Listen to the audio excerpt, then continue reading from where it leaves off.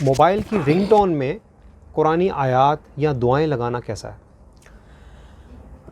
موسیقی جو ہے وہ تو قطعاً کسی بھی صورت میں جائز نہیں ہے، حرام ہے اور گناہ کبیرہ میں سے ہے۔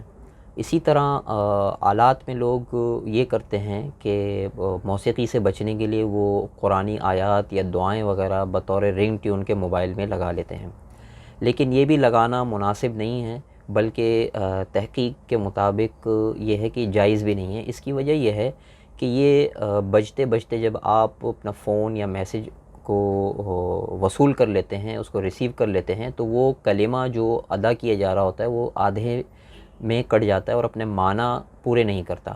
اس وجہ سے اس میں شائبہ بلکہ یقین ہے کہ معنی جو ہے قرآنی آیات کے یا دعا کے وہ بدل جاتے ہیں یا وہ بے مطلب ادھورے رہ جاتے ہیں۔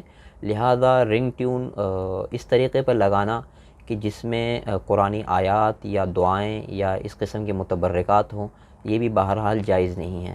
بہتر یہ ہے کہ کوئی مناسب سی ایسی گھنٹی لگا لی جائے جو نہ موسیقی کے بہت زیادہ مشابہ ہو اور نہ اس میں کسی قسم کے جو ہے وہ موسیقی کے کوئی آواز اس طرح کی ہو جو کہ موسیقی کے اوپر مبنی ہو۔ اس طرح کی کوئی مناسب سی سادہ سے گھنٹی یا کوئی متنبہ کرنے کی چیز لگا لی جائے، وہ مناسب ہے۔ جزاک اللہ خیر صاحب۔